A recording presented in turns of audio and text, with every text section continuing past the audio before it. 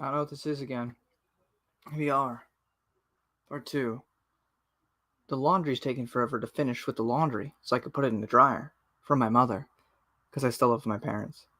Um, that being said, I want to sleep, but I can't. But I'm also really tired. And I would like to read more Malazan, but I need to be, like, hyper-focused. The only way to do that is either on a day off, or when I wake up at, like, 3 a.m. in the morning, which I'm barely awake at that point, but after the coffee kicks in, then I'm in a suitable mindset where I have a few hours before work where I can dive in. And that's what I do pretty much every day religiously. But I can't do that right now. But what I can do is talk about the Slenderverse. Now, this was a big thing back when I was like in middle school. A little bit early high school, but mostly middle school. I remember this. And the people who knew about this really, really knew about this. But there's also a lot of people who don't, especially nowadays. There's a lot of people who follow my channel who may not know anything about it. Now, you love the Star Wars Explained universe? Well, get this. I mean, they don't really connect on a large scale because these are people making these things for free in completely different parts of the world. But when they could cross over, when they did, have interactions together, when they were in person together, which wasn't often, but some of them lived close by to one another, relatively speaking, so they would do things. We got this whole thing on the internet for like quite a few years with an expanded universe, a connected universe of horror with the Slender Man, and it wasn't always consistent because it's multiple different creatives that aren't talking to each other 24/7, and it's not even really officially connected. But anything that directly came together was basically connected. But um, further in the past, in the earlier days of YouTube, we had Marble Hornets, which was a big project. There was a Something Awful forum back in the day, and there was a picture of Slenderman. He didn't have a name yet, but he was just that was it was a contest to see who could make the scariest image. So Slenderman won. But most people, like my age, know Slenderman because of the video game, because PewDiePie or Markiplier or the thousands upon thousands of others who played it, not to mention all the spin-offs and rip-offs. I mean, hell, even with my friend Donnie, I recorded a video called Slendy Tubbies, where it's Teletubbies but evil. Like, this was such a huge phenomena in the early 2010s that like everybody talked about it. But before there was a video game, there was Marble Hornets. All we had was that picture on the Something Awful forum, and from that came the Marble Hornet series. And from the Marble Hornet series, other people were inspired, which then in turn made their own separate spin-off things that weren't connected to Marble Hornets whatsoever, besides using the Slender Man character. But still, this became a huge thing. And when the video game came in, that only made things even bigger and bigger. Things kind of died down for a while because then there was that, people talked about it for years. There was this, actual murder that these two girls committed, apparently in the name of Slender Man, And so, when you're making a YouTube series for fun, you're not getting paid for it, and then that happens, you kind of fall off the internet for a little bit. And if you notice, around the time that happens, pretty much every content creator kind of stopped making videos for a bit, because, like, what do you do when something like that happens in real life? You kind of, it's kind of awkward to continue making stuff when that just happened. But that being said, this was a huge deal back in the day. And not a lot of people know about it. I mean, there's a lot of people who know about it, but a lot of people today, Slenderman kind of died off. So I feel like there's a lot of people, older especially, and then younger than me, that just don't know about this. And I gotta tell you, it's October 1st. If you want some free content that might actually spook you a little bit, or at least intrigue you, then I got some stuff for you here today. Now, I'm not much of a reaction YouTuber, and I have seen these things. I have watched these things. So this isn't going to be new for me. It'll be new for you. But I'm just trying to show you a little bit of what's out there, a little introduction to these things. I have on my second channel, Megan and Alex 2. That's literally what I have this playlist from. I did painstaking hours of trying to fit it all in chronological order as best I could. mainly focusing on the publication dates of who uploaded the videos. And trust me, that took an extreme amount of time, and I don't know why I bothered so much, but I really tried my best. That being said, if you really want to see the creme de la crop of these, I have another playlist that's just solely focused on Everyman Hybrid and Tribe 12, which are mainly the big two. However, there's been some real life stuff with Tribe 12 that might make you not want to deal with that, because that's rather unfortunate. It's a whole bit of stuff. There was also a Slenderverse documentary that came out like a couple months back, and that was really good and really got my nostalgia going. But basically, yeah, whether you're watching this archived, watching this live, probably no one will, because this is a sci-fi fantasy channel. No one gives a damn about horror here. But if you're a fan of horror and you want some free content and new content, if you didn't know about it already, to watch this October, oh my gosh, it's Matt Wilkins. It's the Matt Watkins. But yeah, it's just something to introduce. It's something free that you can watch. And honestly, it's not like nothing terrifies me anymore. I think video games still have a special place to actually get me kind of spooked, just because it's interactive. I remember playing Alien Isolation. And, it's scary watching the movie Alien right the first time, but then you grow up and, it's all suits and CGI eventually, and like the scariness goes away. But then you're walking through a ship and you're hiding in a locker, or you're hiding underneath a table, and you see that thing walking around looking for you. Like, that is just terrifying. But this show does have some potential little spooks here and there, and there's some really clever ideas and stories being told. So basically, I'm just going to show a little bit of this before I go to bed. Maybe it'll get you interested in watching it yourself. So basically, yeah, we're going to get with the introduction of Everyman Hybrid, uploaded 14 years ago. Totally just a project about, everyday health and well-being. Internet. I am Vinny Everyman, and this is Everyman Hybrid. We're here to show you that you don't need those ridiculously expensive gym passes and harsh regimens to maintain a healthier, happier lifestyle. We want to show you that there's sort of a yin and yang between mental and physical health. So we decided, why not make a video blog? We're hoping that we can put 1 or 2 out every week or so, and we'd love to hear from you if you have comments or questions. You can reach us at twitter.com/everymanhybrid or everymanhybrid@gmail.com.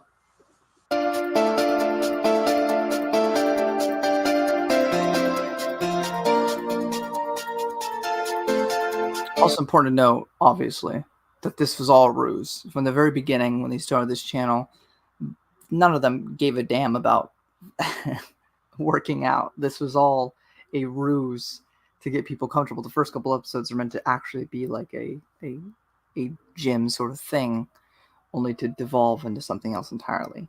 But that was very intentional on them. These guys were probably somewhere around my age at the time that they recorded this, which is crazy because I'm going to be 24 soon, in a few months, at the start of 2025. And I watched these videos when I was like in middle school, and they were probably in their 25 and late 20s, maybe even early 20s. I don't know. But point is, they were definitely in their 20s here. So it's crazy to think that I'm now around where they were at. It's just crazy.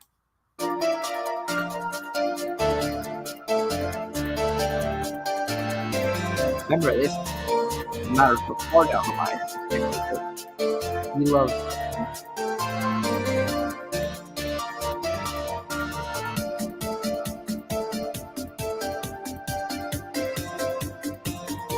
That is such a 2010.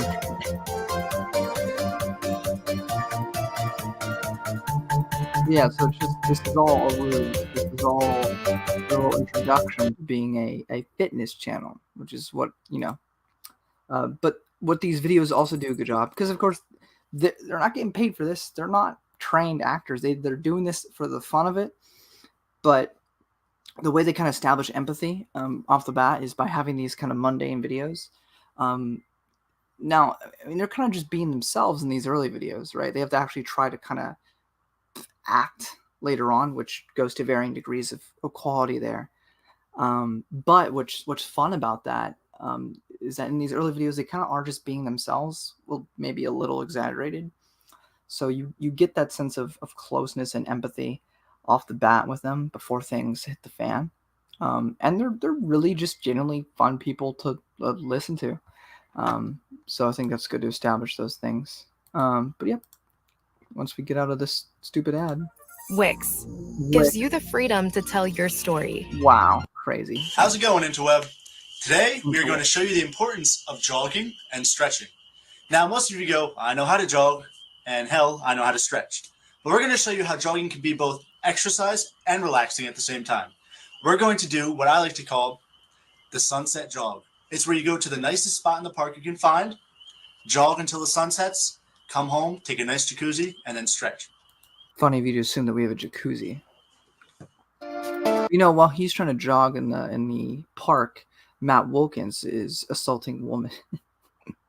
Oh, sorry. It's funny though. You know, a nighttime jog is you want to go a little bit before sunset, and you want to make sure it's a brisk jog, because if you exert too much energy. And one thing that became abundantly clear with these videos is they all kind of remain consistent with the power that the Slender Man or the operator or whatever you want to call him has. One of the key telltale signs of that is camera malfunctioning, audio being tampered just by the mere presence of this eldritch being. You'll be too But you got to remember, you know, like even more so than a low budget film, this is nothing. This is kids probably in college. If not, then they're young adults living life. Uploading these to YouTube. This is early YouTube. This is before YouTube became very like corporate, you know, and everybody's gonna like have their freaking companies, or, you know, nobody was making money back then. Like this was, you know, that became a thing. I mean, there might have been money making then, but that wasn't the norm. Most people were uploading for fun back then only. So no matter how, it's crazy how this and Tribe 12, or even go further back with Marble Hornets, how they could do so much with so little. And arguably they do it better than a lot of horror movies today do with, you know, all the budgets that they got, you know? So, but yeah, I'm obviously not going to say anything super crazy because they're doing it entirely for free. Energetic, basically, for the rest of the night. You won't be able to sleep. Also, a good idea is to, after your jog, you might want to... After this nighttime jog that Vince was just having, and I thought that this would be a good opportunity to talk to you guys about yoga. Now, yoga, yeah, it sounds like a chick thing, but it's actually not. It's really helpful for your muscles. So let's say, for example... Evan just has a you were just running, like Vince was... basically... I mean, he doesn't give a damn about the fitness stuff, but Evan really is, for most of it, until a certain point, is kind of just playing himself, which is kind of cool. Because I've seen him in like interviews and stuff, and he's just seems like a really fun personality. Just doing. What you want to do is make sure that you're stretching out your legs, okay? And though this isn't necessarily yoga, it's still stretching. It's still important. So what you can do is grab your foot like this and kind of pull on it. Count to about 15, just about 15 seconds, you know, one Mississippi too. And that'll stretch out your thighs right here. And that's going to help out because that's what you're using for running. Stretch out each leg evenly. And now another one that you can use for your legs is called a downward dog stretch. I'll show you what that looks like right here on my yoga mat. Good thing for the calves. You want to go down on your hands and knees and go up on your toes. Try to push the heel of your foot towards the floor. All right? So you're kind of going up. Push it towards the floor, switch your feet, start pushing that, going almost like a mountain climber stretch you can do, or you can do both feet at the same time. I like to do one at a time because then you know that you're stretching it real good. All right, so that's downward dog stretch. Now, let's say you were doing other muscles. Let's say you weren't just jogging. Maybe you were lifting. Maybe you were doing some cardio, hitting a bag, something like that. Maybe you were doing some crunches, working your abs. Here's a good ab one. After you guys are done your crunches, after, not before, you're done using all your muscles, crunching hard. And what you want to do is you want to lie on your belly, push straight up. This is called a cobra stretch. Other people call this a downward dog stretch, but those people are stupid. because it's much more like a cobra than a dog. So what that does is it stretches out the muscles that you just worked. So not only will you get a rock hard, beautiful stomach, but it'll also be real flexible so you can do that. In case you guys need to do that at all, or wiggle or break dance, in case you need to do that kind of shit. All right, so. I love Evan. But yeah, that's episode 2. Like I said, it starts off literally just being, they really wanted people to start off as they can, fitness. But it will depend. But I just like. Well, here we are in the cookies, and cookies aisle of our local supermarket. And the reason we're here is I wanted to show you guys exactly what you shouldn't be eating. I like you. This you really shouldn't eat. Affect your dreams. All right, so basically what we have here, Chips Ahoy, Nutter Butters, all that kind of stuff. Big Newton's actually not so bad, but not really my favorite. Oreos, boy, that's fun. I know these are awesome and they're delicious, but you really got to watch out. You really should be eating this. There's a lot of other snack foods that you can eat that aren't horrible for you. Junk foods and bad foods right before you go to. Right, that was just mainly about bad foods. I think this might be the first one where things are being. How's it going today, Internet? Today we're going to go over cardio. We're going to teach you that cardio. But doesn't have to be boring. It doesn't have to be just running and biking. It can be anything and everything that you can do outside to get your heart pumping. Trying to think. Well, if that just broke your ears, that's because Slenderman's around. Because that always happens when there's a Slender Man around. However, part of the fun of this too, I'll get to that in a second, actually. Straight, or the weather's just terrible. Now let's say. Okay, so you see this? See, this is really, really obvious. Okay, but here's the thing: the fun of this sort of thing that they're doing, it's kind of a double thing. Okay, because not only are they trying to fake doing a fitness channel, but within the story itself, within the universe, they are literally trying to prank you. They're trying to put in a spooky Slender Man in the background of the videos, so that you'll point it out and be spooked out, and that's the point. However, then quote unquote they start getting actual stuff happening, and that's kind of like the fun, like meta, like triple thing they're doing there, which I really thought was fun. Hey, Robert. Hello. I bothered you because I saw you were online, mainly. How are you? I'm all right. Alrighty. So, it's October, so I thought I'd just do an October stream, I guess. But as I was saying earlier, back in the day, in the early 2010s, I know so long ago now, there were these series of different YouTube channels released around that time that were making content revolving around the Slender Man character and how it was all kind of connected. It's kind of hard to make everything cohesive when some of these people live like miles and miles away from one another, and they were just doing what they're doing for fun. But it is a pretty cool little universe of little connected stories that are sometimes contradictory. Anyway, but I just thought I'd invite a couple people. You're probably going to be the only one that shows up to kind of just explore some of that. This is mainly just so I can maybe convince other people to go watch it on their own time this October, mainly. Yeah, I'm glad to be here.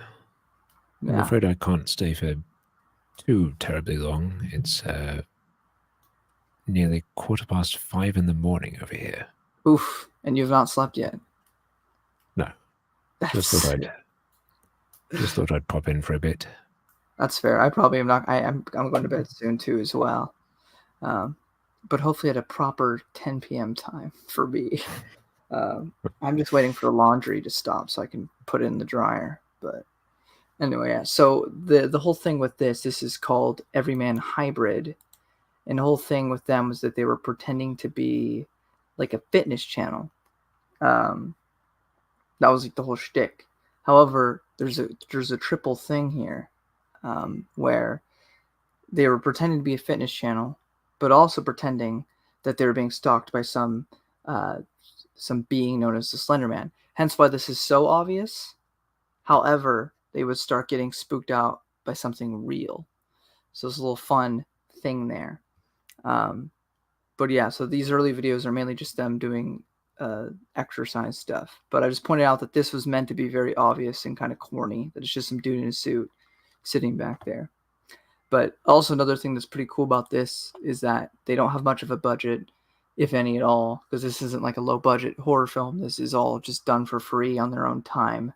These are probably like college students at this time. So, but they do some pretty creative stuff here and there. So, I mean, that's about it. Say you have bad knees or a bad back. That's when you want to go for a low-impact machine like the elliptical.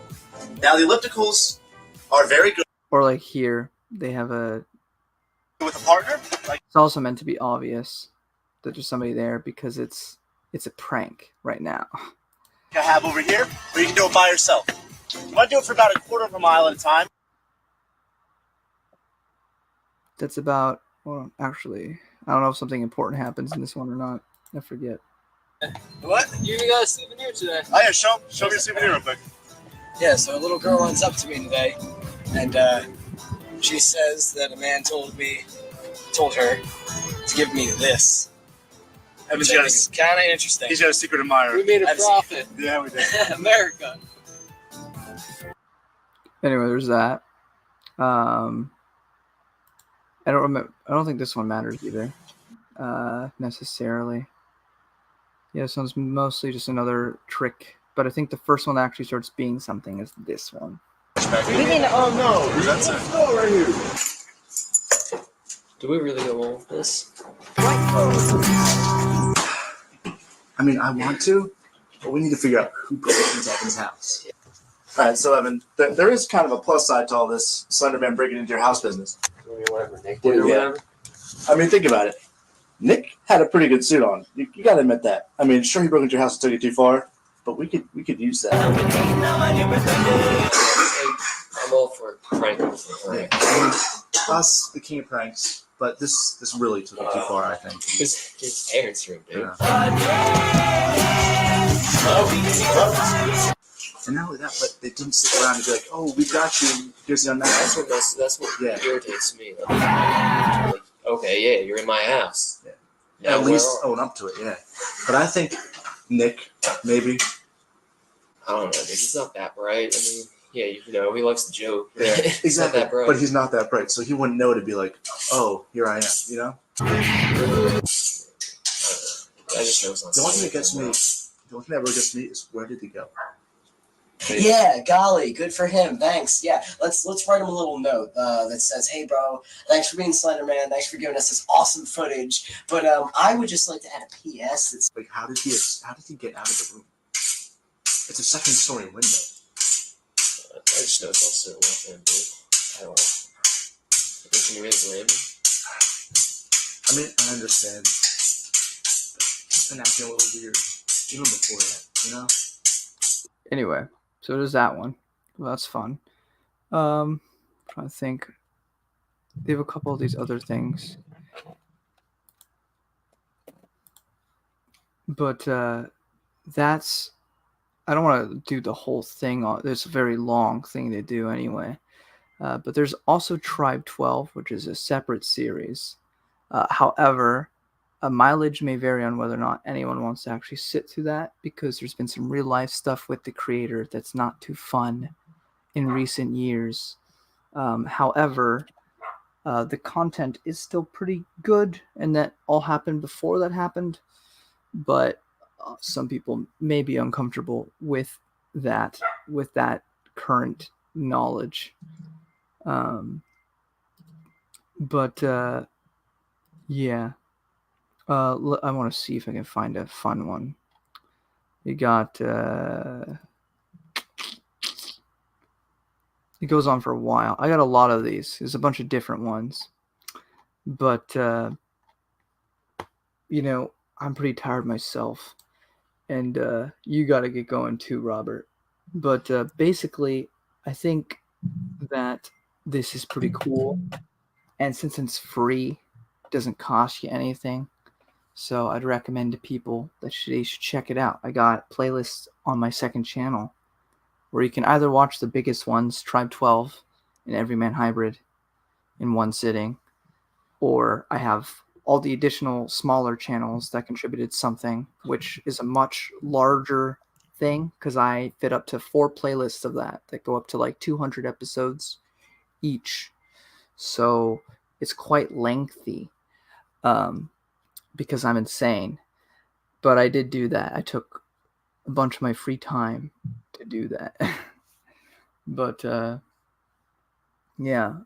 Hey, Robert, what are you reading currently?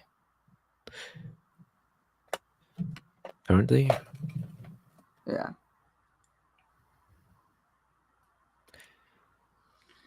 well, I'm trying to get through Beasts of Burden, which is a Dark Horse series that a certain mutual friend of ours has Yeah. recommended to me repeatedly. Yeah. And have you been enjoying it? Yeah, I am. Would you? I've got 8 issues left. How many issues were there? It's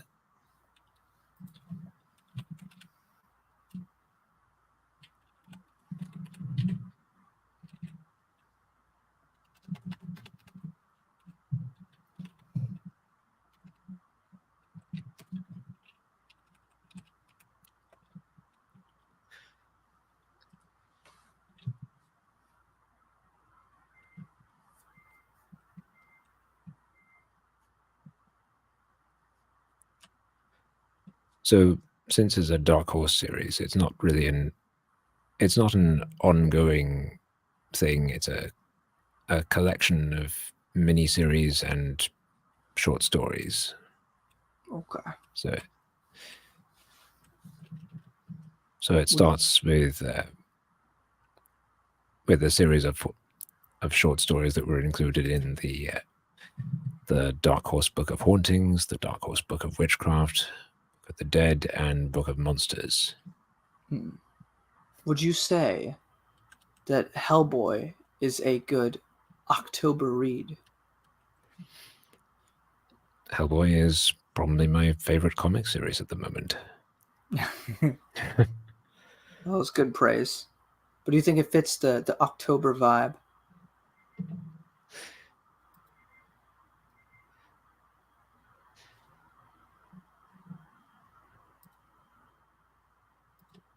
So I've been rereading the whole Hellboy universe recently, and where have I reached? I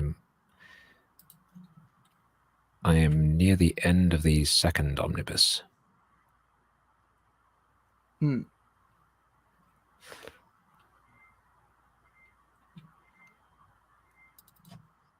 So far, what's been your favorite storyline with Hellboy?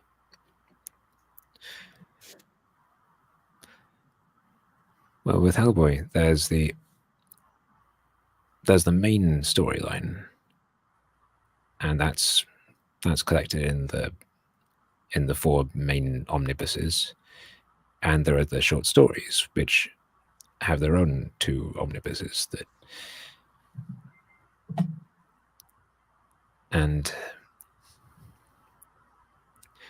one of my favorites would probably be the Midnight Circus, and that's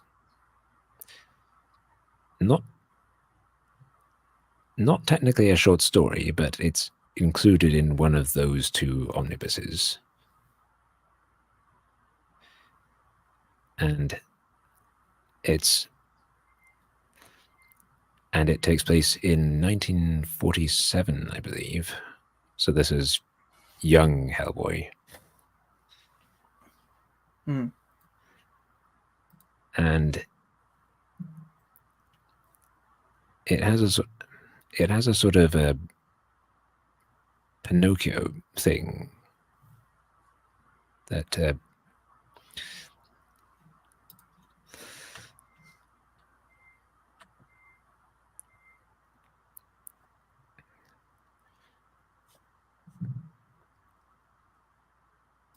on, let me find it here.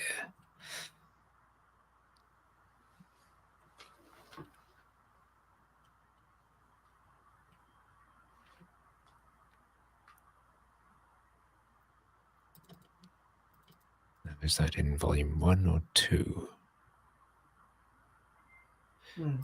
Ah, here it is.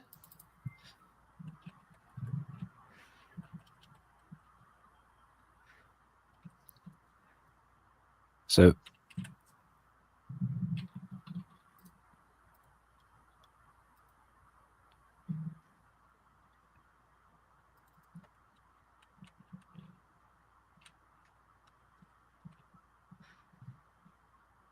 page 18, that's it.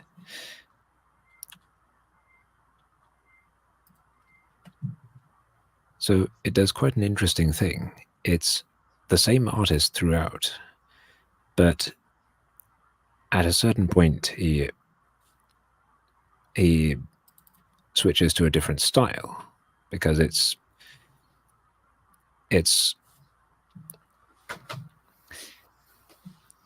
at a point in the story where he's sort of gone from the real world into this this other world. And if I send you this page,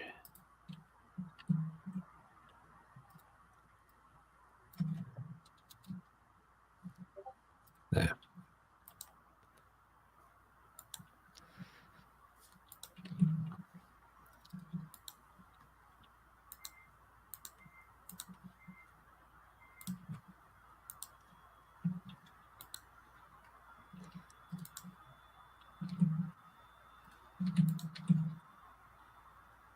I like the art. It's pretty cool. Yes.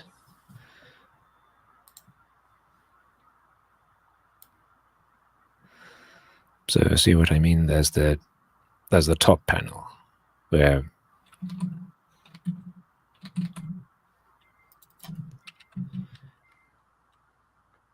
he runs over to that gap in the wall, and then he peers over, and in the foreground you've got the wall still in that same style as the first panel, but in the background,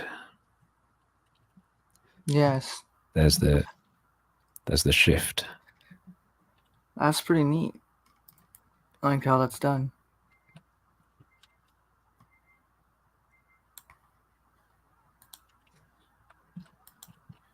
It's pretty cool. Definitely seems like a October sort of read. Yes. So another thing to recommend this October. But also, if you haven't, Supernatural Encounters can get pretty spooky sometimes, people. So if you haven't read that yet, it's on StarWarsTimeline.net. You can read it for free. Again, I'm giving you all these things. Hellboy you have to pay for, unless you read it on some sites that I can't name because I don't want them taken down. But we now have 2 examples of things that you can read for absolutely no cost to yourself. Here, one thing you can read, and many things that you can watch. So I think I've done my due diligence for my whatever this was, spur of the moment October thing. So I mean, I think I've done a good job. I think I've done a good thing today. No one's going to take or heed my advice, but regardless, one soul out there will see it, and maybe one soul will start watching, and that's good enough for me. But I definitely I'm interested in Hellboy. I just have so much I'm trying to get through right now as it is. We'll get around to it eventually, but right now I've put myself on this trap myself of Malazan, and Malazan gets longer and longer each book. Right now I'm reading Memories of Ice, which is the 3rd novel, which is 1,180 pages long, so longer than Supernatural Encounters, and it's only going to get longer from there. And it just doesn't stop. And then there's 6, I won't say spin-off, because the whole thing with Malazan is that there's this guy named Steven Erikson, the creator of the main series, and Ian Esselmont, and they both, when they were growing up, played a bunch of D&D. and they basically created this entire setting together. And they thought it was so good, they're like, we should make this a movie or something. So Steven Erikson tried to make it into a movie, but it never happened. So he's like, okay, fine, I'll just make it a book. So he started making Malazan, Book of the Fallen, which was a 10-book series. And then Esselmont wrote 6 books that are kind of concurrent with that series. And now he's written 4 prequel books that deal with the rise of the empire that falls at the very beginning of the first book. And then Erikson is writing a trilogy of like far ancient past books right now. And he also has written 1 sequel novel out of a trilogy in that same universe. But anyway, I've fallen in love with it, and they're really long. And also, I can't just casually read them. Like, it requires me to sit down, be locked in, and take notes, just like with Supernatural Encounters. Like, I can't just pick it up before bed and read. Like, I have to be fully conscious and aware to focus so I can actually understand what's going on. But it is a series that you either adore or you won't like it. And I don't think there's a really in-between with that. You're either going to really, really love it or you just won't. But I'm stuck on that right now. I'm also still trying to finish up my Halo reads, which my Malazan reads have affected my Halo reads, because now when I'm going back to Halo, I'm like, this is so inferior in terms of writing quality that it's and I mean, I it's Halo. I'm not, I'm a simple guy. I don't require much to be entertained. But it's the stark contrast of it's like, I like burgers. I like chicken nuggets. There's nothing wrong with chicken nuggets. I'm not talking about McDonald's. I'm talking like, do you buy the Dino Nuggies, right? Or where you bite their head off as they scream for mercy, which I did a lot as a child. I guess I was sadistic back then. But chicken nuggies, okay, great time. I still call them chicken nuggies. I get my barbecue sauce. Love it. It's a great lunch. I'll eat that on my day off. I'm a happy man. That's all I need. But then you go to like a 5-star restaurant and you have that amazing salmon with that amazing steak, and you're gonna go back to chicken nuggets the next day. Like, it's just like night and day. But I'm finishing that up, and then I'll probably intersperse things here and there. Maybe some Hellboy, because it's gonna be shorter, because it's a comic book series, it's not a novel series.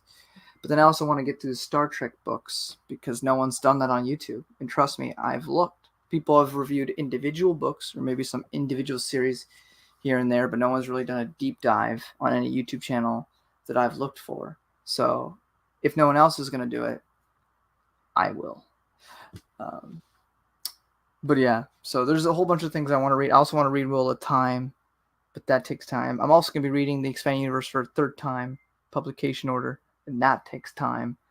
But that one I don't have to worry about as much, because I'll have other people talking instead of just me. So, and it's only twice a month, so it's much easier to manage. But yeah, so I'm a pretty busy man that I've made myself, but I gotta do it. And Malazan has my heart right now, and I go to work, I'm thinking about Malazan. I come home, I'm thinking about Malazan. It's always on my mind. So I wouldn't recommend getting into it unless you want to invest a lot of time. Also, it's a bit of a commitment then. Yeah, it's a commitment. I mean, it's only 10 books. It's not like the Expanded Universe, but they're also each like 100,000 pages long. Or no, 100,000. I'm kidding. It's about 1,000 a book. So also, Erikson doesn't want to hold your hand, so he very much he doesn't spell things out for you, and he also just makes you go, you're going to trust me. You're going to be reading the first book, and you're not going to understand 80% of what's happening. But it's written so well, I trust the author that I will eventually get it. And I know this sounds like a what, you want me to read 3 books to see if I'm into it? But my memory's of ice. The second book takes place. Hence why you're taking a lot of notes. Yes. Well, here's the thing. So the first book drops you in. It doesn't explain anything to you. You know, most stories, Star Wars, wheel time, think of anything. They give you some sort of introduction. So you're like, okay, and you kind of like go along for the ride. Malazan says no. Okay, you're in the middle of this thing. It's happening. They're gonna say a bunch of things about magic or other things. You're gonna have no idea what they mean. But it's okay because it's like you actually got dropped into a universe. Of course you understand anything. You're dropped in the middle of it. And the characters aren't gonna go and just start expositioning to you. Why would they? They live there. They already know what's going on. So why would they do that just for the sake of you? But if you stick with it, eventually You gradually piece everything together through context. And it kind of makes sense. However, then the second book, because here's the thing, most stories, Lord of the Rings or Star Wars, I mean, Star Wars is a vast galaxy, but most individual stories take place on a planet or a couple. But you only follow like a couple characters as well if it is planet hopping. But Malazan, imagine you got the United States, Europe, China, and the Middle East.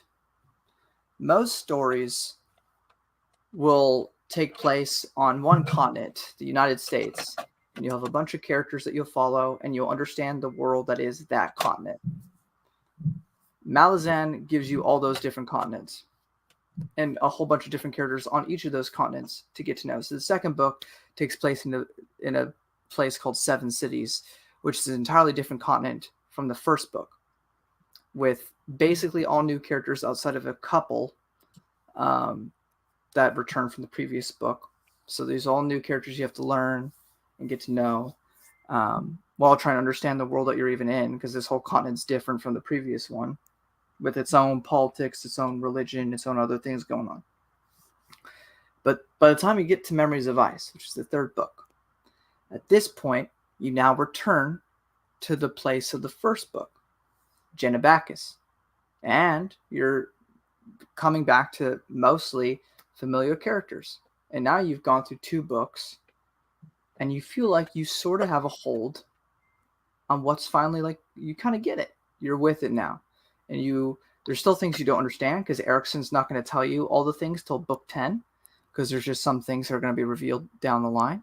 But you recognize that, but for the most part, you're not confused anymore. Like you're along for the ride, but you get the majority of what's going on now.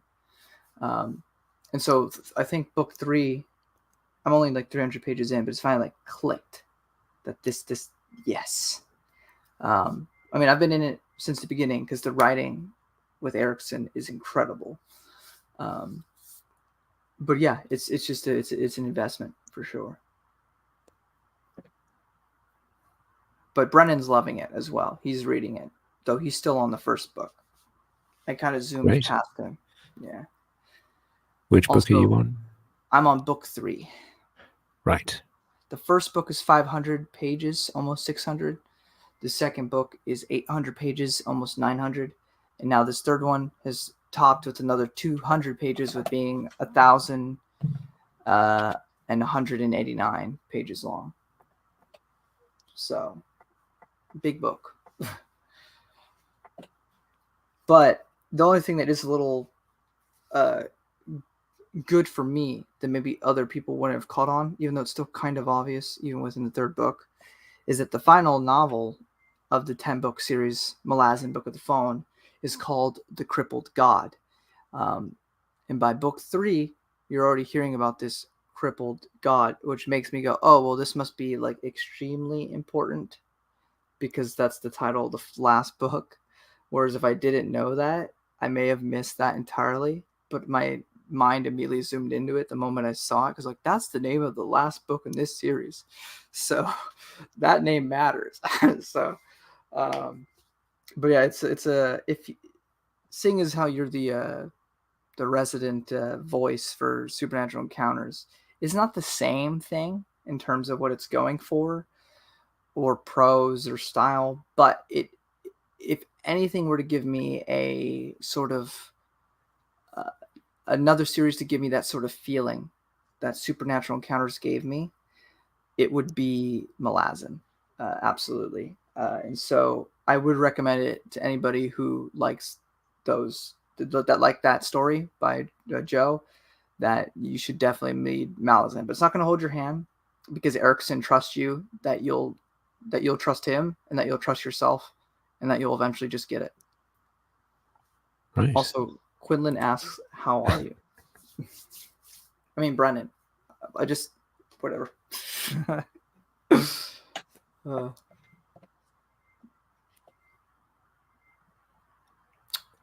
Well, Brennan, I'm fine. I'm tired, and I'm waiting for So the am laundry. I. Yeah, but he hasn't slept yet. I've just been up all day, but I'm going to bed at a relatively normal time. But my goal is to wake up at 3 a.m. in the morning, so I can therefore read more Malazan before I go to work. And if I don't wake up that early, I'm going to be really mad at myself, because I really want to read it, and that's the only free time I have in the day.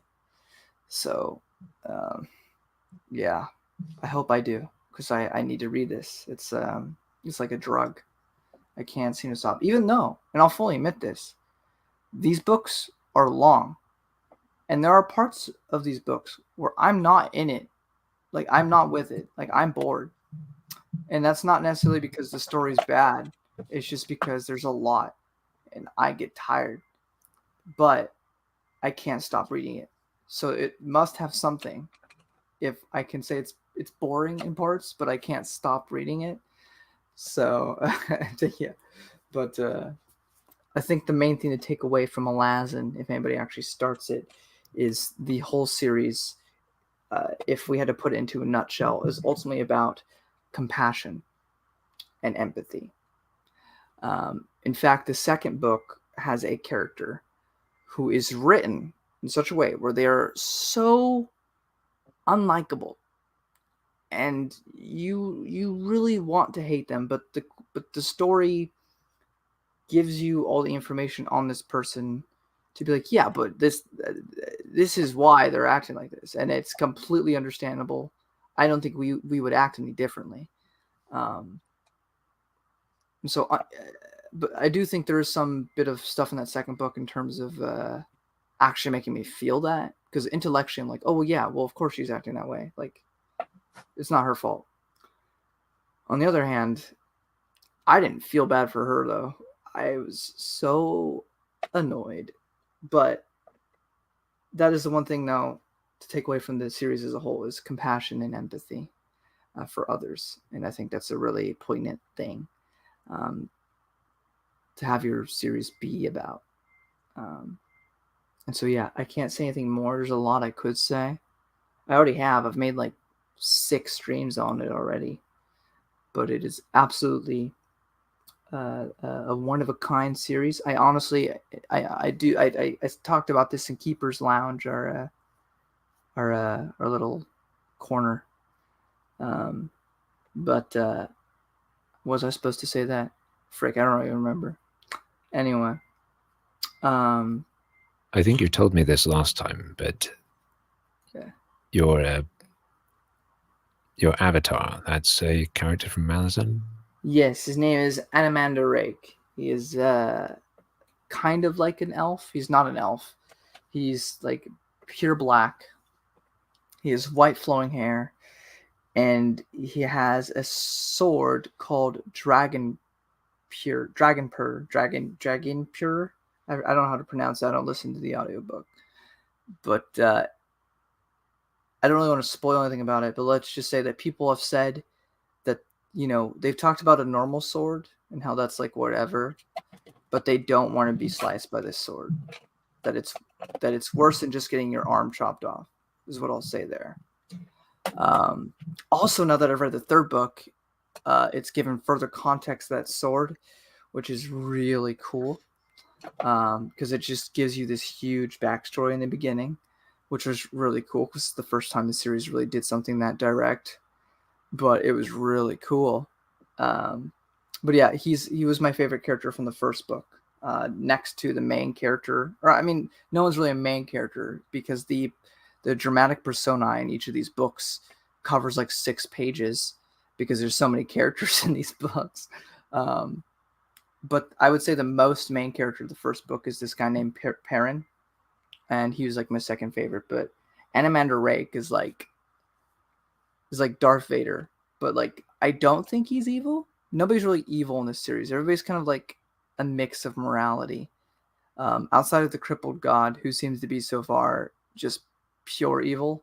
Now that might be revealed to not be the case in future books if we get some like backstory dump. But from what I can tell, he just seems like a sadistic bastard. So, but yeah, Animander Rake is been my profile picture since I started reading Malazan.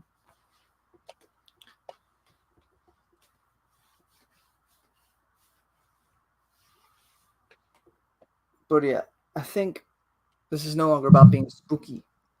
So I think with that, I should probably end the stream. But I appreciate you coming on.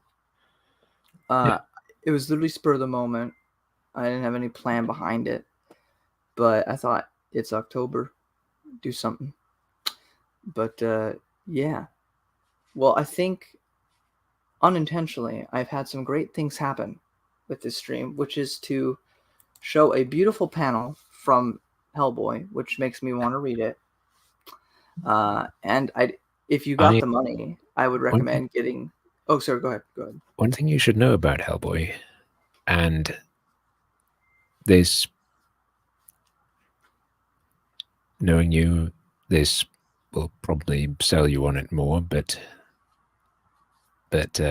might also make you a bit more hesitant to start it if you're busy with other things. But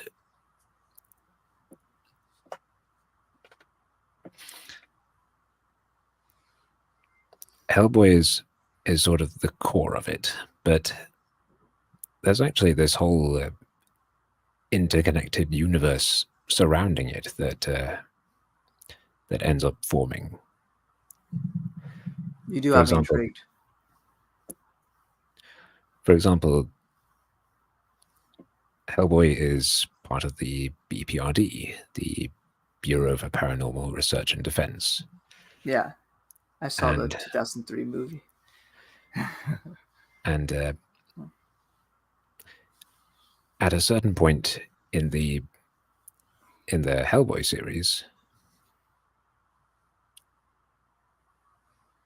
something happens, and from that point forward, Hellboy continues, but also the BPRD series starts. And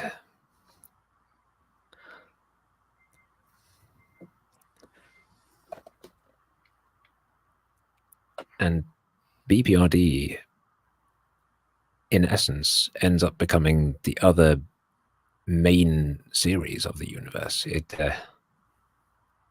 It's 10 omnibuses long.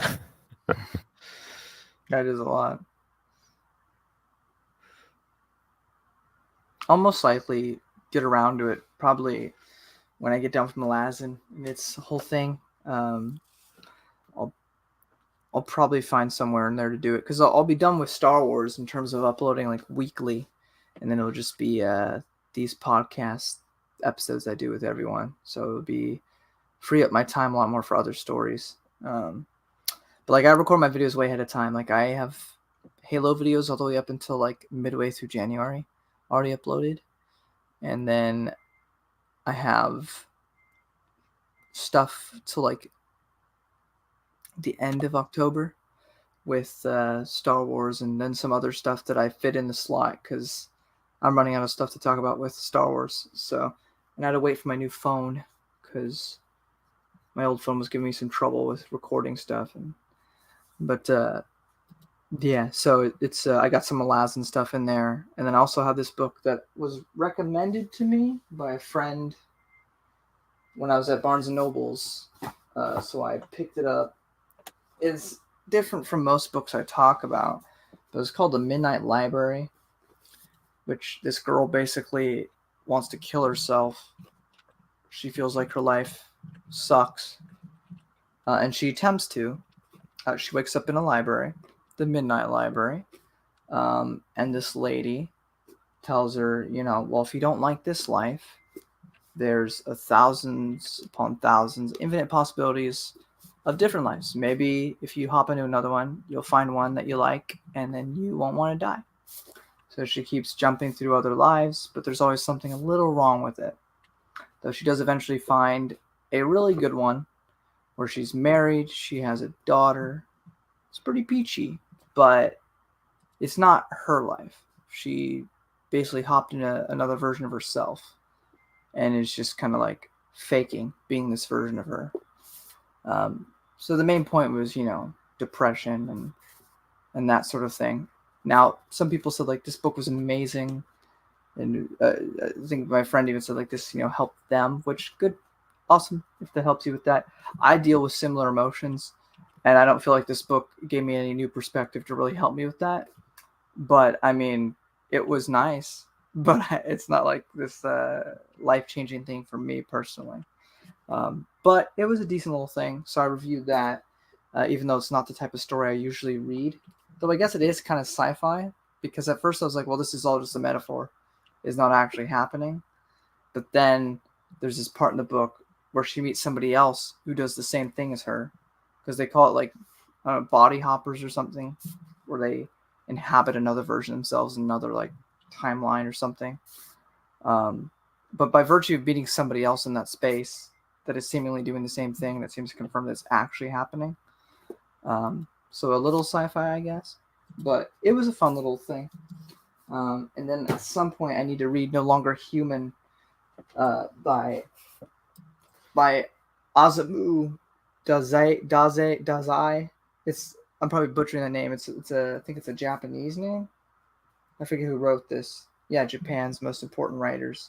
This one is also of a similar sort of view, but it's a lot more. There's less of a positive tone to that one than the previous one. But it was something on my radar ever since I watched a guy named Noah McAllister. I send a bunch of his videos to the group chat, like I just recently did with the Cure album. But he did a video on this book, so it made me like curious to read it. So, but those are two books of going out of my wheelhouse of what I normally talk about. But yeah, but Hellboy, I think you've convinced me at some point, unless I get hit by a car or something, I'm gonna read that. Yeah. But yeah, so Two other Oh, sorry. Go ahead. Yeah. Two other spin-off series that take place in the Hellboy universe. Lobster Johnson, he's a sort of 1930s pulp character who's similar in some ways to the Shadow.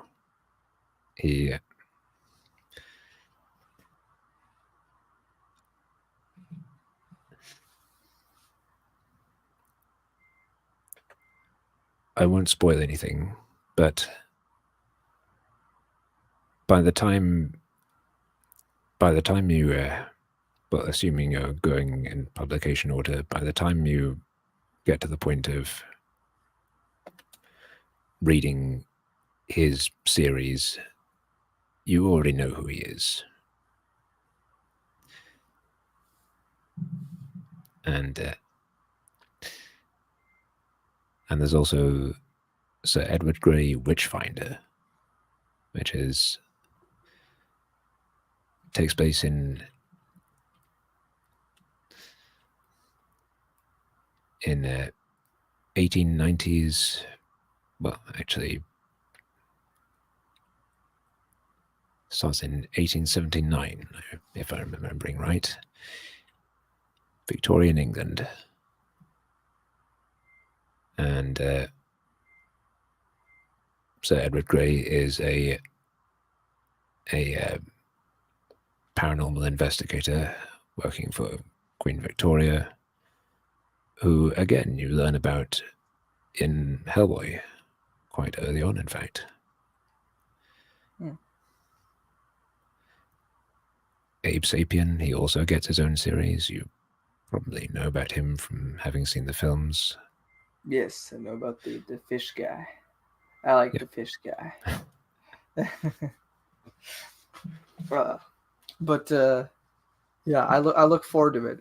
It'll probably be sometime near the end of next year if I do start it, because Malazan's a big book series. Yeah. But I'll get around to it for sure. So I will say that you need to get sleep because it's now 5 a.m. for you, and I need to get sleep because I got work tomorrow. But yeah, Hellboy. If you're willing to spend some money, you should go read it. It's October, and he's a Hellboy, and hell. I mean, that's a very like spooky, right? That's a spooky October thing. Except he's a good guy, and he faces other monsters. I mean, what more could you want? So I recommend, if you got the coin to spare, you buy yourself some Hellboy comics this October. If you don't want to spend any money, but want to have a little fun with some spooky times, go to my second channel. I got playlists with the Slenderverse stuff, and earlier I talked about before Robert showed up, Marble Hornets, which is the grandfather to all of those series, which is only 3 seasons, pretty easy to follow, and is really good. Along with what else did we talk about? Oh, and then freaking what was the other thing I said? It was, and reading wise, Supernatural Encounters has spooky moments on StarWarsTimeline.net, and the spooky moments are pretty spooky, I have to say. I felt disturbed at times, if I remember correctly. But yeah, I'm gonna sleep, and Robert's gonna sleep. So see you all probably in my next podcast episode about the EU. Or Beasts if of Burden, just to touch on that again for a moment, that's also a supernatural horror series involving a group of dogs and a cat who deal with supernatural threats. sounds fun. I like cats. Not quite in the same vein as Hellboy, but sort of adjacent to that. Like a similar sort of feeling. There is actually a crossover issue, in fact. Well, I would like to see Hellboy talk to a cat, so sounds like something worth seeing. And cats are spooky. Black cats. October. Again, it all goes full circle in the end. But yeah, till next time, have a good night, everyone. Good night.